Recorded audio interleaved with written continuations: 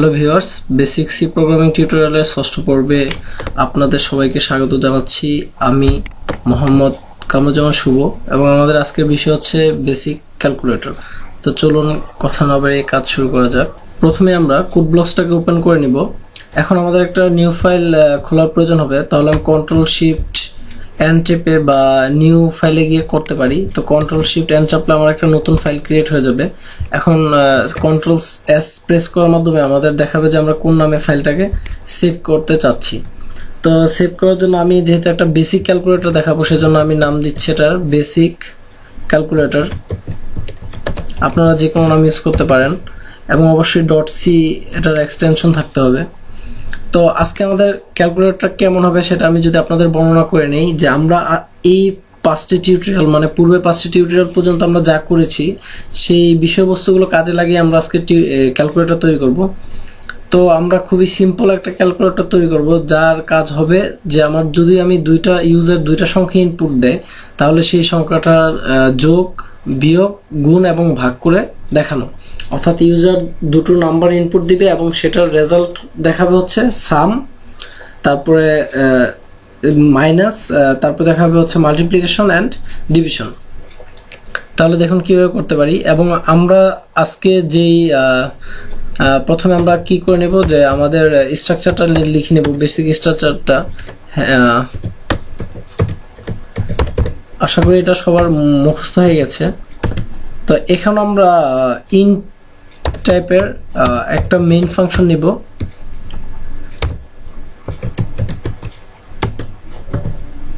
এবং এটা রিটার্ন করবে কি 0। তাহলে আমাদের আজকে যে কাজটা হবে, আমরা যেটা বললাম যে আমরা আজকে ফ্লোট টাইপের ডাটা টাইপের ভেরিয়েবল ক্রিয়েট করব। তাহলে আমরা প্রথমে ফ্লোট টাইপের আমাদের 3টা ভেরিয়েবল লাগছে। একটা হচ্ছে আমার 2টা নাম্বার নেওয়ার জন্য এবং আরেকটা রাখছে হচ্ছে কি রেজাল্ট প্রিন্ট করার জন্য।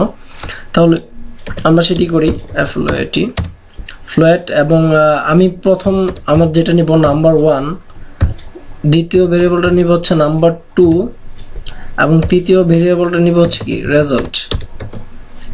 তাহলে কিন্তু আমার কটা 3টা ভেরিয়েবল নেওয়া হলো। একটা হচ্ছে ফ্লোট, একটা হচ্ছে ফ্লোট ডাটা টাইপের একটা ভেরিয়েবল নাম 1, আরেকটা হচ্ছে নাম 2, আরেকটা হচ্ছে রেজাল্ট। এখন প্রথমে আমাদের ইউজারকে বলতে হবে যে আপনি নাম্বার 1 ইনপুট করেন। তাহলে আমরা সেটা কি করব, যে একটা প্রিন্ট এফ করব।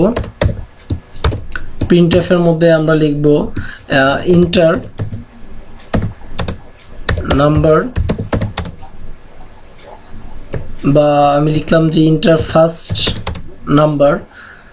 তারপরে আমি কি করলাম, যে একটা কোলন দিলাম এবং এই কোলনের পরে দেখুন আমি একটা স্পেস দিলাম। এর অর্থ হচ্ছে কি, যে স্পেসটা দেওয়ার অর্থ হচ্ছে আমি যখন নাম্বারটা ইউজার ইনপুট দিবে তখন যাতে একটা ঘর পরিমাণ, অর্থাৎ এই ঘর পরিমাণ ফাঁকা থাকে।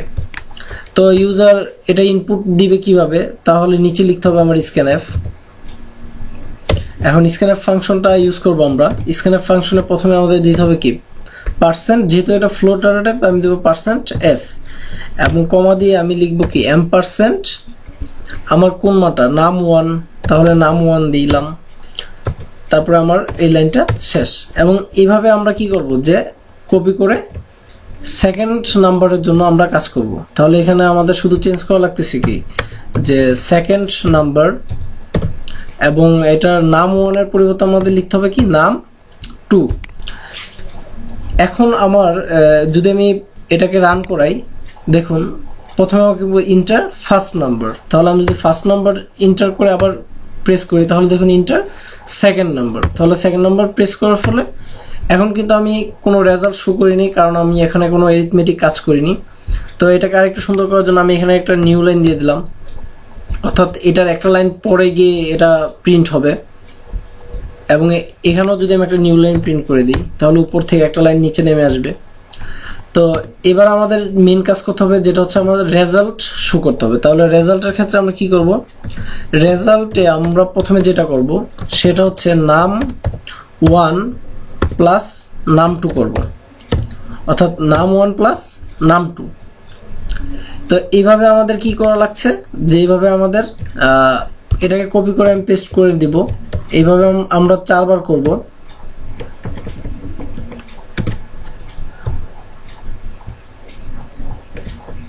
এভাবে আমরা কয়বার করব, যে 4বার করব। একটা হচ্ছে যোগের জন্য, আরেকটা হচ্ছে বিয়োগের জন্য, আরেকটা হচ্ছে কিসের জন্য, গুণের জন্য, এবং আরেকটা হচ্ছে ভাগের জন্য। তো আমার এখানে যখন যোগ করবে তখন আমাদের কি যোগফলটা শো করতে হবে। তো যোগফলটা শো করার জন্য আমরা এখানে দিতে পারি printf। ধরুন এখানে লিখবো আমি সাম ইকুয়াল, তারপরে আমার কি এখানে %f, এবং সেটা কার মানটা প্রিন্ট করবে, সেটা হচ্ছে কি রেজাল্টের মানটা প্রিন্ট করবে। তাহলে দেখুন এখন যদি আমি প্রোগ্রামটা রান করাই তাহলে কি হয়,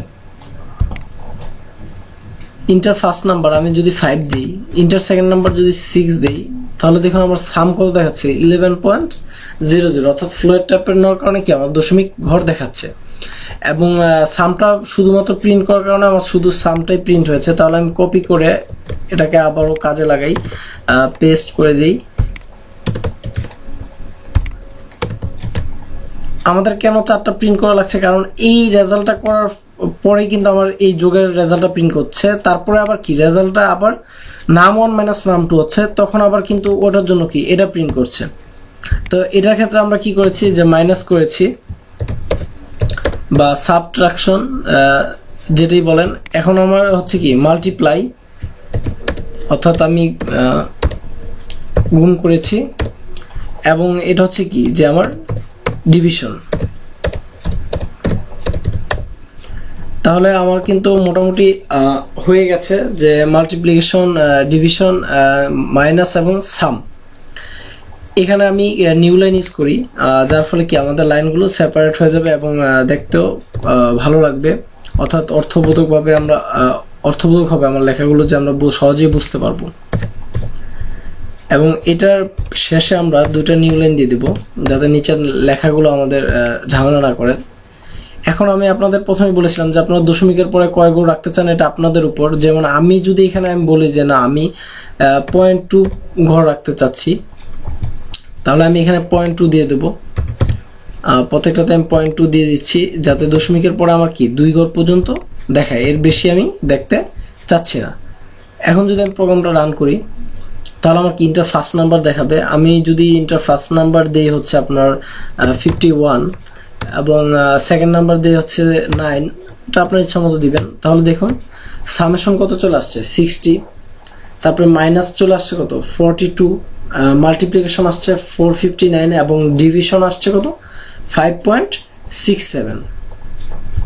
এখন কথা হচ্ছে আমি যদি উপরে একটা বড় এবং নিচেরটা ছোট দিই, উপরে একটা ছোট এবং ধরুন উপরে ফার্স্ট নাম্বার দিলাম 3 এবং নিচের নাম্বারটা দিলাম 21, তাহলে দেখুন কি হচ্ছে যে এই 321 এর যোগফল আসছে 24, কিন্তু মাইনাস করলে দেখা যাচ্ছে -18, এবং মাল্টিপ্লাই করলে হচ্ছে 63, এবং ডিভিশন করলে আসছে 0.14।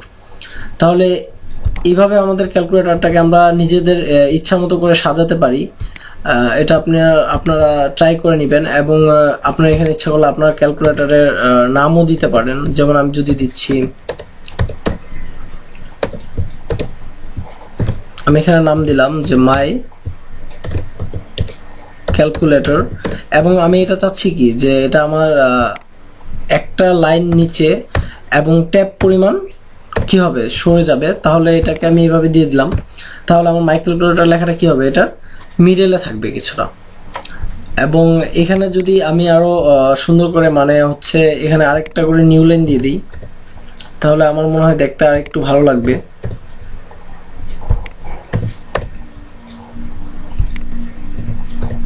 এখন যদি আমি প্রোগ্রামটাকে রান করাই তাহলে আমরা কি দেখতে পারবো, যে দেখুন মাই ক্যালকুলেটর, এবং এর নিচে লেখা চলে আসছে। তো আমি মাই ক্যালকুলেটরের এখানে আরেকটা আমি নিউ লাইন ইউজ করি, এখন কিন্তু দেখাচ্ছে মাই ক্যালকুলেটর এবং ইন্টার ফার্স্ট নাম্বার, তাহলে 6, আর যদি দিই 2, তাহলে কিন্তু দেখুন সামেশন 8 -4 মাল্টিপ্লাই হচ্ছে 12, এবং ডিভিশন চলে আসছে কত 3। তাহলে এইভাবে আমরা আমাদের বেসিক ক্যালকুলেটর তৈরি করতে পারি। আর আমি যদি আপনাদের প্রোগ্রামটা একবার রিভাইজ দিয়ে বলি, যে প্রথমে কি করছে, যে আমার মেইন ফাংশন থেকে কাজ শুরু করছে এবং ফ্লোট নামে আমার 3টা ভেরিয়েবল ডিক্লেয়ার করা হয়ে গেল। এখন সে প্রথমে প্রিন্টএফে এসে নিউ লাইন এবং ট্যাব পরিমাণ জায়গা, মানে একটা নতুন লাইন প্রিন্ট করবে, এবং নিচের লাইনে এসে সে কি করবে, ট্যাব পরিমাণ জায়গা সরে আসবে এবং সে লিখবে মাই ক্যালকুলেটর, যেহেতু আমরা প্রিন্টএফ এর মধ্যে লিখেছি কি মাই ক্যালকুলেটর, এবং নিউ লাইন পাওয়ার পরে সে আবার নিচের লাইনে চলে যাবে। তারপরে সে আবার নিউ লাইন পালো, মানে আরেকটা লাইন সে নিচে নেমে আসবে এবং ইন্টার ফার্স্ট নাম্বার, মানে হচ্ছে সে ফার্স্ট নাম্বারটা কি করবে, যে first number inter first number print করবে। এবং স্ক্যান আপ দেওয়ার ফলে আমার এখানে কাজটা থেমে যাবে এবং সে কি বলবে যে আমাকে একটা নাম্বার ইনপুট দাও। তখন ইউজার যখন একটা নাম্বার দিল তখন সেই কাজটা করে সে ইন্টার প্রেস করার ফলে আবার কি এই লাইনটা এক্সিকিউট হবে, ইন্টার সেকেন্ড নাম্বার।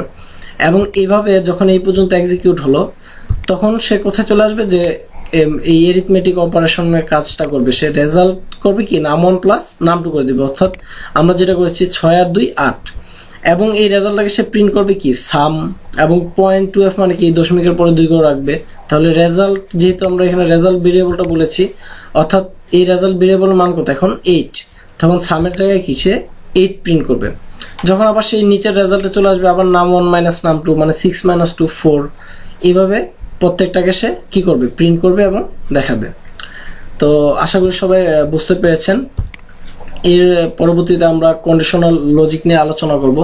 তো সে পর্যন্ত আমাদের সাথেই থাকবেন এবং প্র্যাকটিস করতে থাকবেন, এর ফলে আপনাদের চর্চা হয়ে যাবে এবং এই বিষয়গুলো সম্পূর্ণরূপে আপনারা ধারণা পেয়ে যাবেন। ধন্যবাদ সবাইকে সাথে থাকার জন্য।